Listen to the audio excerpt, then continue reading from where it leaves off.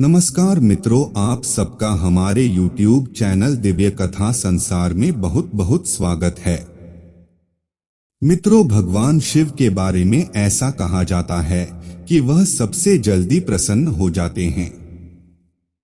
इसीलिए तो हम उनको भोलेनाथ कहते हैं। मित्रों, आज हम आपको सोमवार के व्रत की महिमा सुनाते हैं कि किस प्रकार शिव जी अपने भक्तों पर कृपा करते हैं। इससे पहले कि आप भगवान शिव जी की कथा में खो जाएं, आप हमारे चैनल को सब्सक्राइब करना ना भूलें और हमारी वीडियो को लाइक शेयर कीजिए ताकि हम आप तक ऐसे ही वीडियो पहुंचाते रहे। इससे हमें बहुत प्रोत्साहन मिलेगा। तो चलिए कथा शुरू करते हैं। एक बार की बात है, किसी नगर में धनीराम नाम का एक धनी व्यापारी रहता था। दूर दूर तक उसका व्यापार फैला हुआ था। नगर के सभी लोग उस व्यापारी का सम्मान करते थे।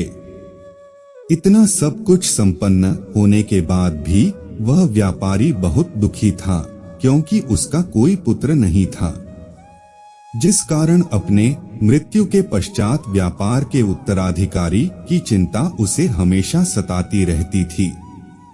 पुत्र प्राप्ति की इच्छा से व्यापारी प्रत्येक सोमवार भगवान शिव की व्रत पूजा किया करता था और शाम के समय शिव मंदिर में जाकर शिव जी के सामने घी का दीपक जलाया करता था।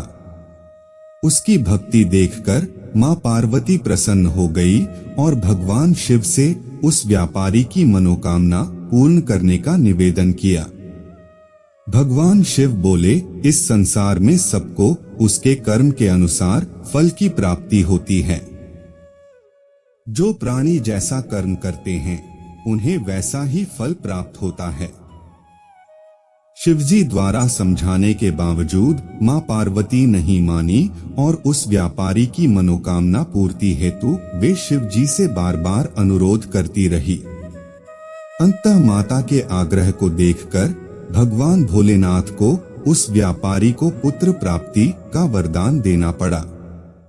वरदान देने के पश्चात भोलेनाथ मां पार्वती से बोले, आपके आग्रह पर मैंने पुत्र प्राप्ति का वरदान तो दे दिया, परंतु इसका यह पुत्र 16 वर्ष से अधिक समय तक जीवित नहीं रहेगा। उसी रात भगवान शिव उस व्यापारी के स्वप्न में आए और उसे पुत्र प्राप्ति का वरदान दिया और उसके पुत्र के 16 वर्ष तक जीवित रहने की भी बात बताई। भगवान के वरदान से व्यापारी को खुशी तो हुई, लेकिन पुत्र की अल्पायु की चिंता ने उस खुशी को नष्ट कर दिया।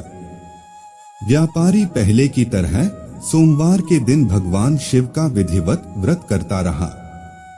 कुछ महीनों के बाद उसके घर एक अति सुंदर बालक ने जन्म लिया और घर में खुशियां ही खुशियां भर गई। बहुत धूमधाम से पुत्र जन्म का समारोह मनाया गया, परंतु व्यापारी को पुत्र जन्म की अधिक खुशी नहीं हुई, क्योंकि उसे पुत्र की अल्पायु के रहस्य का पता था। जब पुत्र 12 वर्ष का हुआ तो व्यापारी ने उसे उसके मामा के साथ पढ़ने के लिए वाराणसी भेज दिया। लड़का अपने मामा के साथ शिक्षा प्राप्ति हेतु चल दिया। रास्ते में जहाँ भी मामा भांजे विश्राम हेतु रुकते, वहीं यज्ञ करते और ब्राह्मणों को भोजन कराते। लंबी यात्रा के बाद मामा भांजे एक नगर में पहुँचे। उस दिन नगर के राजा की कन्या का विवाह था, जिस कारण पूरे नगर को सजाया गया था। निश्चित समय पर बारात आ गई, लेकिन वर का पिता अपने बेटे के एक आंख से काने होने के कारण बहुत चिंतित था। उसे भय था कि इस बात का पता चलने पर कहीं राजा विवाह से इनकार न कर दे, इससे उसकी बदनामी भी होगी। जब वर के पिता ने व्यापारी के पुत्र को देखा तो उसके मस्तिष्क में एक विचार आया। उसने सोचा, क्यों न इस लड़के को दूल्हा बनाकर राजकुमारी से विवाह करा दूं। विवाह के बाद इसको धन देकर विदा कर दूंगा और राजकुमारी को अपने नगर ले जाऊंगा। वर के पिता ने लड़के के मामा से इस संबंध में बात की। मामा ने धन मिलने के लालच में वर के पिता की बात स्वीकार कर ली। लड़के को दूल्हे का वस्त्र पहनाकर राजकुमारी से विवाह कर दिया गया। राजा ने बहुत सारा धन देकर राजकुमारी को विदा किया। शादी के बाद लड़का जब राजकुमारी के साथ लौट रहा था तो वह सच नहीं छिपा सका और उसने राजकुमारी के ओढ़नी पर लिख दिया, राजकुमारी, तुम्हारा विवाह मेरे साथ हुआ था। मैं तो वाराणसी पढ़ने के लिए जा रहा हूँ और अब तुम्हें जिस नवयुवक की पत्नी बनना पड़ेगा वह कान्हा है। जब राजकुमारी ने अपनी ओढ़नी पर लिखा हुआ पढ़ा तो उसने काने लड़के के साथ जाने से इनकार कर दिया। राजा को जब ये सब बातें पता लगी तो उसने राजकुमारी को महल में ही रख लिया। उधर लड़का अपने मामा के साथ वाराणसी पहुंच गया और गुरुकुल में पढ़ना शुरू कर दिया। जब उसकी आयु 16 वर्ष की हुई तो उसने यज्ञ किया। यज्ञ के समाप्ति पर ब्राह्मणों को भोजन कराया और खूब अन्न वस्त्र दान किए। रात को वह अपने शयन कक्ष में सो गया। शिव के वरदान के अनुसार शयनावस्था में ही उसके प्राण पखेरु उड़ गए। सूर्योदय पर मामा मृत भांजे को देखकर रोने पीटने लगा। आसपास के लोग भी एकत्र होकर दुख प्रकट करने लगे। लड़के के मामा के रोने विलाप करने के स्वर समीप से गुजरते हुए भगवान शिव और माता पार्वती जी ने भी सुने। माता पार्वती ने भगवान से कहा, प्राणनाथ, मुझे इसके रोने के स्वर सहन नहीं हो रहे। आप इस व्यक्ति के कष्ट को अवश्य दूर करें। भगवान शिव ने माता पार्वती के साथ अदृश्य रूप में समीप जाकर देखा तो भोलेनाथ माता पार्वती से बोले, यह तो उसी व्यापारी का पुत्र है जिसे मैंने 16 वर्ष की आयु का वरदान दिया था। इसकी आयु पूरी हो गई है। मां पार्वती ने फिर भगवान शिव से निवेदन कर उस बालक को जीवन देने का आग्रह किया। माता पार्वती के आग्रह पर भगवान शिव ने उस लड़के को जीवित होने का वरदान दिया और कुछ ही पल में वह जीवित होकर उठ बैठा। शिक्षा समाप्त करके लड़का मामा के साथ अपने नगर की ओर चल दिया। दोनों चलते हुए उसी नगर में पहुंचे जहां उसका विवाह हुआ था। उस नगर में भी यज्ञ का आयोजन किया।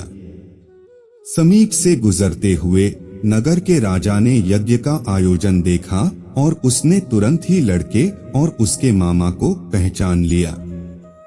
यज्ञ के समाप्त होने पर राजा मामा और लड़के को महल में ले गया और कुछ दिन उन्हें महल में रखकर बहुत सा धन वस्त्र आदि देकर राजकुमारी के साथ विदा कर दिया। इधर भूखे प्यासे रहकर व्यापारी और उसकी पत्नी बेटे की प्रतीक्षा कर रहे थे। उन्होंने प्रतिज्ञा कर रखी थी कि यदि उन्हें अपने बेटे की मृत्यु का समाचार मिला तो दोनों अपने प्राण त्याग देंगे, परंतु जैसे ही उसने बेटे के जीवित वापस लौटने का समाचार सुना तो वह बहुत प्रसन्न हुआ। वह अपनी पत्नी और मित्रों के साथ नगर के द्वार पर पहुंचा। अपने बेटे के विवाह का समाचार सुनकर पुत्रवधू राजकुमारी को देखकर उसकी खुशी का ठिकाना न रहा। उसी रात भगवान शिव ने व्यापारी के स्वप्न में आकर कहा, हे श्रेष्ठी, मैंने तेरे सोमवार के व्रत करने और व्रत कथा सुनने से प्रसन्न होकर तेरे पुत्र को लंबी आयु प्रदान की है। पुत्र की लंबी आयु जानकर व्यापारी बहुत प्रसन्न हुआ। शिव भक्त होने तथा सोमवार का व्रत करने से व्यापारी की सभी मनोकामनाएं पूर्ण हुई। इसी प्रकार जो भक्त सोमवार का विधिवत व्रत करते हैं और व्रत कथा सुनते हैं, उनकी सभी इच्छाएं पूरी होती हैं।